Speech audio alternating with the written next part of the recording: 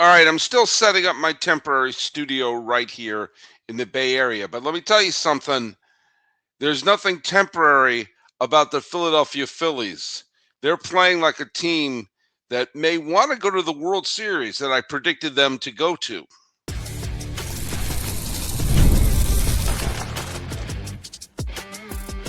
You are Locked On MLB, your daily MLB podcast.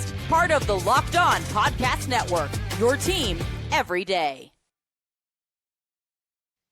Hello, baseball fans, and welcome to Locked On MLB, part of the Locked On Podcast Network, where it's your team every day. And we are now the #1 sports podcasting network. I am your host, Paul Francis Sullivan. Please call me Sully. Follow us at Locked On MLB Pods on Twitter, or whatever they call it these days, and on Instagram. I'm your pal Sully at Sully Baseball Podcast on Instagram.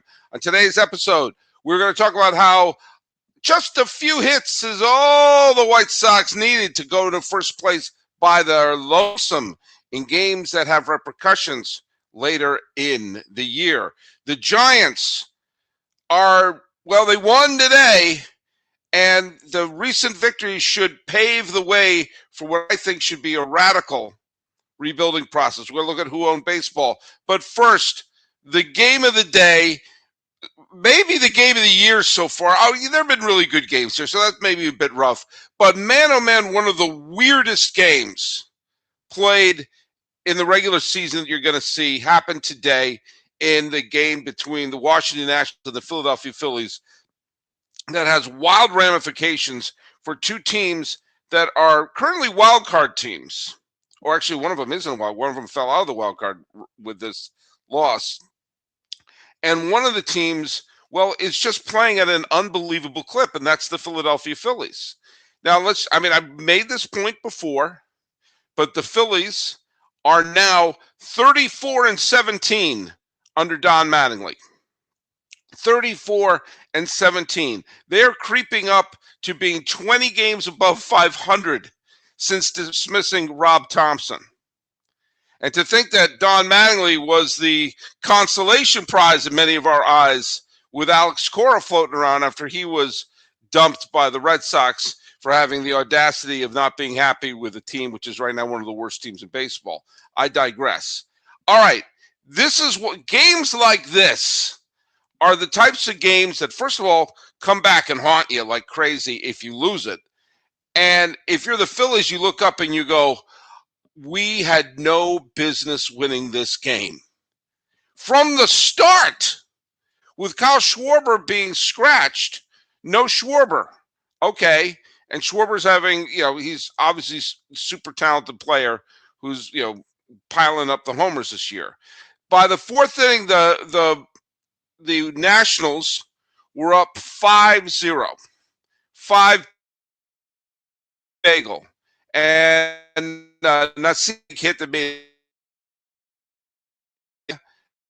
Got another hit. It was 5-0.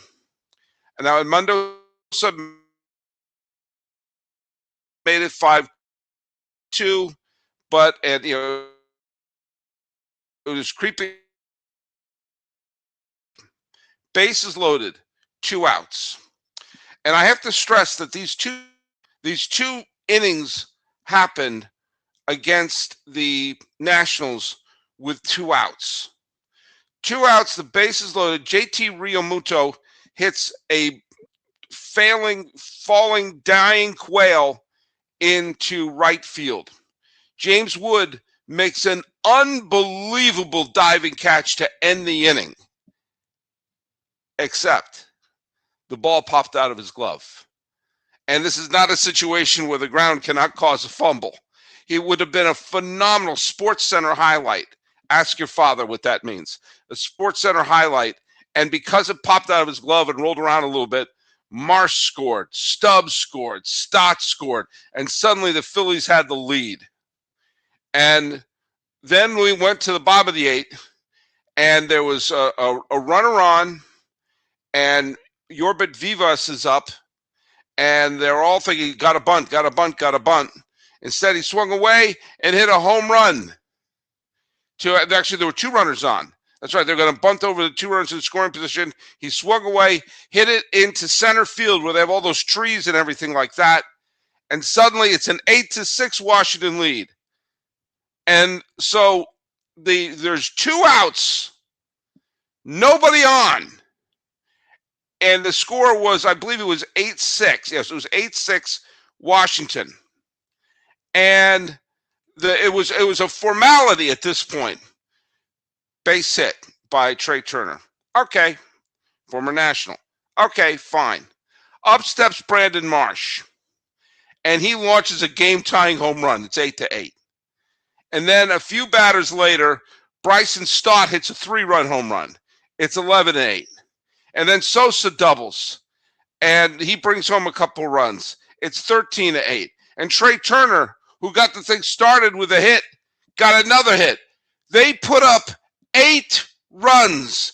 8 runs in the top of the 9th with 2 outs and nobody on. It's the second highest total in National League history for a 9th inning run tally. 8. And the Nats actually wound up scoring a run in the bottom of the 9th in a garbage time homer. 14-9. Now the Nationals fell out of the wild card right now. We're approaching July. The Nationals are going to have to start making some decisions. They have a winning record. They're on the cusp of the wild card. But you can't lose games like that, especially when you're trying to claw them. Like the Cubs won a game, the Padres won a walk-off game against the Atlanta Braves. Those are the teams you're clawing up. You can't blow games where you let up 8 runs in the 9th inning with 2 outs and nobody on. You score 9 runs. And I'll tell you another thing that I liked about this game for the Phillies, okay, other than the fact that they won it. Luzardo did not pitch particularly well. They got a 5-run spot. They got a 4 spot in the 4th inning. But here's something that happened, and heaven forbid this happens. They let him pitch. He pitched into the 7th inning. He struck out 13 batters. He had 1 lousy inning. And instead of having the parade of relievers coming through, Mattingly said, hey, I'm sticking with my guy so we don't have to kill the bullpen. And he pitched. His line isn't great, except 6 2/3 innings. And so they didn't have to wear out the bullpen. By the way, we have to eliminate the win stat, especially when it comes to relievers. Ryan Keckering, Mr. Throw It Home. This is his line. 1 inning, 2 hits, 1 walk, 3 runs scored, let up a home run, blew the save, got the win. So he's 4-0. So you say that's a good job, Orion. You won the game. 3 runs in 1 inning. If he pitched like that all year, his ERA would be 27. Not 2.7, 27. What does the win stat tell you? I don't know, but what it does, it tells you the Phillies won, and even though that they're potentially creeping up on the Atlanta, as they're right now 5 back in the win column and 6 back in the loss column, which is still not, they're not breathing down their neck. Last 10 games, allowing the Phillies to maybe think, you might, Rabbit, you might. Either way, it was a weird game. There's no getting around the fact it was a weird game. It was a game where one team scored 9 runs and lost. You can't do that if you want to contend. And the other thing you can't do is if you want to win the division and you're going up against a team that you're tied with, you can't hold them to 3 hits and lose. But is that what happened in Cleveland today? The answer may surprise you or may not if you already know what happened.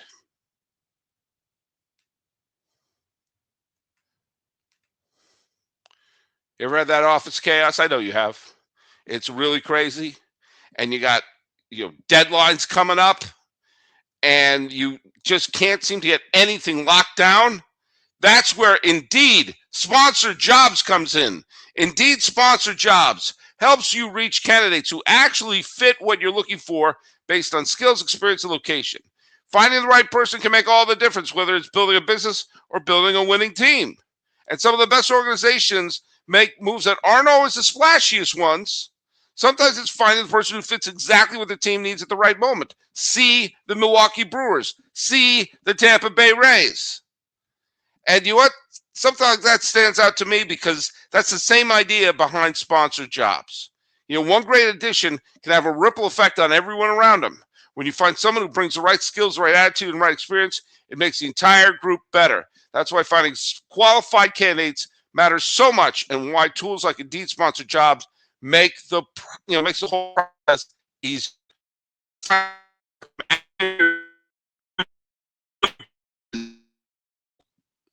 With less stress, you're spending less time, and you get more results. When you need the right person to cut through the chaos, this is a job for Indeed Sponsored Jobs. And listeners to the show, we got a $75 sponsored job credit to help get your job the premium status it deserves at Indeed.com/podcast. Just go to Indeed.com/podcast right now and support our show by saying you heard about it on this podcast. Indeed.com/podcast. Terms and conditions apply.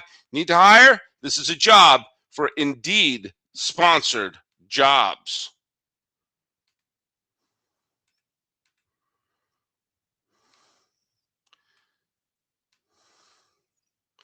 Thanks so much for making Locked On MLB your first listen. It's as good a time as any to join the Everydayer Club. You get ad-free episodes of the show, access to the Discord, start your 7-day free trial, and get closer to Major League Baseball without the interruptions.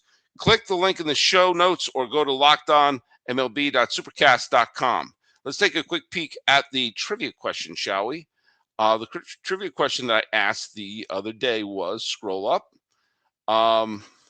what former Red Sox star was born on this day, would have been the World Series MVP in 1986 if they got the final out? And it's funny, I heard two names over the years, okay? I heard one group of people said this person was going to win the MVP, the other people said that one, all right?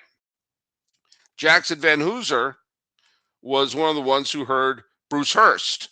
And I thought it was Bruce Hurst for a long time. He had already thrown a Game 1 victory and a complete game victory in Game 5. I thought he was going to win the MVP. Maybe that's who I want to win the MVP. But according to the writers, everyone there, Harry Adelman was correct. The answer was Marty Barrett, who was born on this day in 1958. He's still with us. I probably should say it's happy birthday to Marty Barrett. Barrett was the MVP of the ALCS against the California Angels. That's what they were called then. And if he was a World Series MVP, holy Toledo, that would have been something. The Chicago White Sox. You know, anyone who thinks they're going away, they're not going away. In fact, it is late June. It's going to be August in just over a week. And as of the recording, the Cleveland Guardians could not beat the White Sox, and the White Sox are in first place by themselves. Right now, late June, they're in first place by themselves. In the White Sox game against Cleveland, Randall Grichuk got a double and scored on a single by Colson Montgomery, who's always in the middle of everything. El Vargas got a home run in the 6th innings. And that's it. Those are all the White Sox hits. Single and the home run by Vargas. And that's all 2-1 against Cleveland. Cleveland got good pitching. That's what Cleveland does. They pitch well. And they had a decent-sized house at Wright Field on a Tuesday. 28,000 went to Wright Field. I like hearing that. But the most important thing, if you're a White Sox fan, other than the fact that they remain a really super fun team, is they're winning these games, divisional rival games, the team that they're chasing. And they won that game. And I mean, if you're a White Sox fan and you're told you're in first place by yourself, and there's a much larger than zero chance that you could be in first place by yourself going into July, it's one of the most fun stories in baseball this year. And there are underdog stories. And Cleveland is a team that's had the longest drought of a championship. The Cleveland has had a championship since 48. The next city that's had the longest drought is Milwaukee, who hasn't had a World Series title since 57. Both of those teams are probably going to be playoff teams. Great stories like that. But if you could go from 122 losses to a playoff spot in 2 years, then you salute that White Sox organization. As it is, they're giving their fans a summer.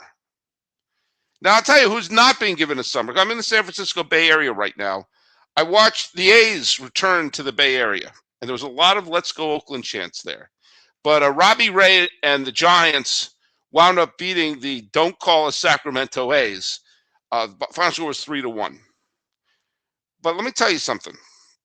I've been listening to people, a lot of shows. Here's Buster Olney talk about this. Here's Ken Rosenthal talking about that. Here's Tim Kirchin talking this about this team's trading this, that, and the other thing. And the Giants are obviously a team that have to make some trades. Robbie Ray, who pitched really, really well. They pitched 8 solid innings. If I were the Giants, I'm on the horn with everybody right now because he looked like a Cy Young contender right now. And he's like, hey, you want him now? You want him now? You want him now? It'll cost you a prospect. I would be on the phone right now. Try to get him traded before his next start. Get teams that, a lot of teams could use a Robbie Ray. But a lot of things I was hearing from the Kirchens and the Rosenthals, all of them, was that the Giants are going to trade Logan Webb. Logan Webb is part of their long-term plan, blah, blah, and did I mention blah? And is they have a need for somehow scraping away the bad contracts that they have, the Devers of the world. Boy, Devers is really doing a great job of endearing himself to San Francisco. I maintain that was a bad trade for the Red Sox, and they could still use his home runs. And it gave a bad look to the organization. And it's a worse look that they basically punted on Harrison as well. But boy, oh boy, this is a trade that nobody likes. And the fans of San Francisco, his bobblehead is going. They're having a bobblehead for Rafael Devers soon. And I'm wondering if they're going to be throwing all those bobbleheads into the bay. And his sort of waving away the pinch runner. It's all the bad press that he was getting in Boston, but that also did all the good press that he got when he helped to win a World Series title, all won with a lot of shenanigans.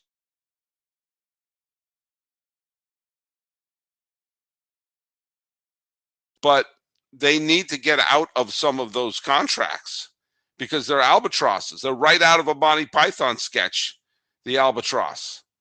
And here's the deal. Here's the dealio. I think they need to include Logan Webb in any trade. I think it's actually more important for them to get rid of those contracts right now than it is to build up the farm system. I know that sounds banana boats, but I think it's true. And when you have someone like Logan Webb, who could help any team, he can help any team in baseball. And there's the Tarek Skubal sweepstakes is going to go on. And whoever comes up short in the Tarek Skubal sweepstakes should take a good long look at Logan Webb. And you pop him into any rotation, especially one that's already a contender, and they would be terrific. And here's why I would deal him. He has a ton of value. He's 29. We all know that starting pitchers can, when they get past 30, their expiration date can show up in an awful hurry. But also, let's say it's going to take 2 or 3 years for the Giants to build into something. Granted, you can point to the White Sox. It took only 2 years. But even if it took 2 years, will Logan Webb still be an elite pitcher in 2 years? You don't know that. Will he be someone who automatically makes the teams better? You don't know that. Now, Ray could fetch a decent player. Arise can fetch a decent player. And Buster Olney was talking about maybe some of those bad contracts on the Mets could be swapped for the bad contracts with the Giants. Maybe a change will do one of them good. But if you take Logan Webb to one of the teams that come up short against Tarek Skubal and say, you can have Webb, and it'll cost you a lesser prospect. But you have to take Chapman's contract too. You have to take Adames' contract or Devers' contract. And maybe you cross your fingers to the other team, go like, hey, maybe Adames or Chapman will start to peak. I mean, Chapman's already playing a lot better than he was before. He just has this albatross of a contract. He's like, do you know what? If we could get Webb on our team and not bust the farm system, is it worth taking Chapman's contract? The Giants have to do that. By the time they're contenders, and by the way, why would you trust them? I'm sorry, Buster Posey. You're probably going to be in the Hall of Fame as a player, but between Posey and Maniasan and Kyle Haynes, the Giants stink. And the Torrey Vitello experiment has been a disaster. Did you see the game that the Giants lost to the Marlins a few days ago, where it was the final score was like 62 or 63? It wasn't like a blowout. It's just the Giants made 4 errors. They played like a little league team. All season the Giants have looked unprepared, dead from the neck up, to paraphrase Wilford Brimley in The Natural. This Vitello thing isn't working. And the team isn't working. And these contracts aren't working. So, what do? You have this trade chip in Webb. And if you can get out from one of these contracts, even if it costs you Webb, that's the price of doing business. That's the price of putting a garbage product on the field. Giant fans are mad. And the Giants have the 4th highest attendance in the National League right now. Fans show up because they love their Giants. There's no way the Giants are making the playoffs this year. And by the way they look, they're not going to make them next year. If you can get one of those big honking deals off of the plate, Chapman is the one who's producing the most right now. So you can say, hey, you can have Chapman and Webb. It's not going to cost you a lot of prospects, but you got to take that contract off our hands. I bet some team desperate for a championship might bite at that. The Phillies might bite at that because they desperately need the starting pitcher. Whether or not they have any room for Chapman's not the point. They're trying to win right here, and did I mention now? So the Giants have to consider that. You know, is it best case scenario? Would you rather have him there? Of course you would. But best case scenario is now floating in the bay. It's not going to happen. Heed my advice. When we come back, we'll take a look at who owned baseball for the 23rd day of June as we're tick-tocking closer to the end of the month.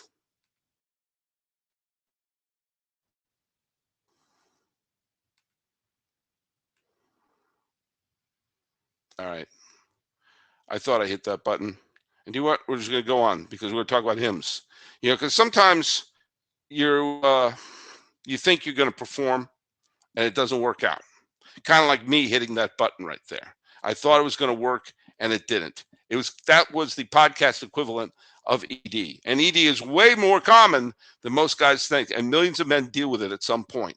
HIMS offers a simple, convenient way to take care of your health by connecting you with licensed healthcare providers online, giving you access to personalized treatment options from the comfort of your home. No awkward appointments, no pharmacy lines, just a straightforward process designed to make getting care easier. So you can take care of yourself, and that shouldn't feel complicated or embarrassing. HIMS makes the whole process easy to navigate. It's healthcare built around your schedule and your comfort. Because between work, family, and everything else going on, finding time to make appointments could be tough, and having access to licensed providers online means you can prioritize your health without having to rearrange your entire day. Get simple online access to personalized, affordable care for ED, hair loss, weight loss, and more. Visit hims.com/LockedOnMLB. That's hims.com/LockedOnMLB. Prescriptions required. See website for details and important safety information. Sildenafil is a generic version of Viagra. Viagra is a registered trademark of Viatris Specialty LLC. HIMS is not affiliated or endorsed by Viatris. Now, we're going to talk about Odoo.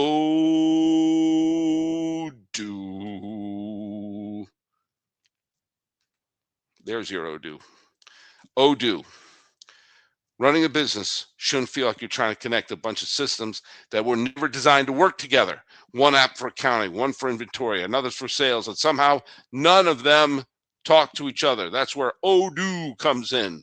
Odoo is an all-in-one business management software that brings every part of your business together in one powerful platform. From sales and accounting to inventory and marketing, everything works in one place, keeping your team together, helping them move faster, stay organized, and focus on the business instead of managing software. The best organization knows that success isn't just about talent, it's having everyone working together for the same goal, kind of like the Phillies tonight.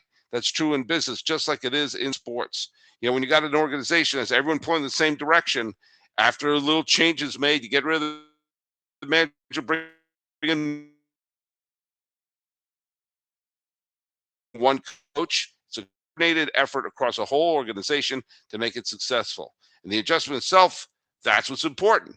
But always impressed me for teams like the Phillies is how smoothly it was implemented, and everyone knows their role. That's what Odoo does for you. Everyone's going to be on the same page, and that's what usually separates good organizations from bad ones. So you should get Odoo. Try for free today at odoo.com/locked on. That's odoo.com/locked on.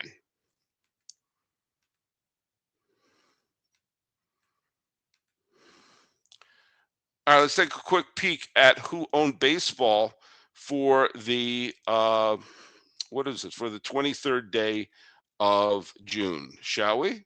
Thank you. Jack Caglione homered twice, added a third hit. The Royals ambushed the Rays 12-5. The aforementioned Bryson Stott went 3 for 4 with that go-ahead home run in the weird 14-9 game.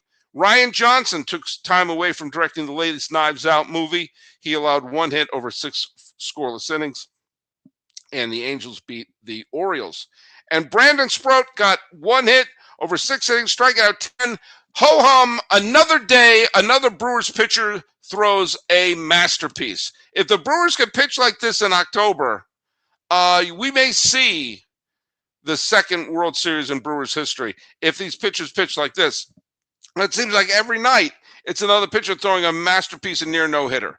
Kyle Leahy pitched six, that's who owned baseball.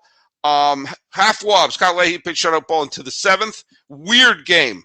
Diamondbacks and Cardinals tied going to the 9th, and Diamondbacks scored 4, and the Cardinals scored 3, and there you go. That was the final. Parker Messick pitched a great game for Cleveland. Struck 10 White Sox in 7 2/3 innings, allowed just 2 hits. Doubled up 2-1. Orbit Vivas, as I mentioned before, got that big, huge home run in the Nationals' 14-9 loss to the Philadelphia Phillies. And Dalton Varsho went 3 for 6. But the Blue Jays came up short in the game against the Houston Astros. Let's get updates on the summer score. The teams that added to their summer score were the Blue Jays, the Guardians, the Mariners, the Rays, the White Sox, and the Yankees. Those all from the AL. From the NL, the Braves, the Brewers, St. Louis, the Cubs, LA, the Padres, and the Phillies all added from the National League. So we come back later this week. We'll be doing, we keep you up to date what's going on, any trade rumors going on. And as I said, I was away for a little bit. I'm still setting up the studio here. I got a bunch of people asking me questions. What I didn't address this. I didn't address that. I'm going to address as much of that as I can and make as many get caught up on some of the viewer messages here. But I want to thank you so much for following Locked On MLB. And you can always follow us at Locked On MLB Pods on Twitter or whatever they call it now. Join the Everydayer Club. It's built for you. Get Locked On MLB ad-free plus access to the Discord. Go to lockedonmlb.supercast.com. Check out the in-memoriam video. It's in the comments below. And those of you on video, check out the first ever 24/7 National Locked On Podcast YouTube channel. And let's do the trivia, which is, again, Mets World Series centric. What player born on this day caught the final out of the 1969 World Series. The Mets won the World Series in 1969. What player caught the final out? Talking about a wild game where the Philadelphia Phillies may have won a game that will be remembered at the end of the year. The White Sox are in first place. The Giants need to be aggressive to just get some of those contracts off of their plates. And who owned baseball? This has been Locked On MLB. I am your host, Paul Francis Sullivan. Please call me Sully.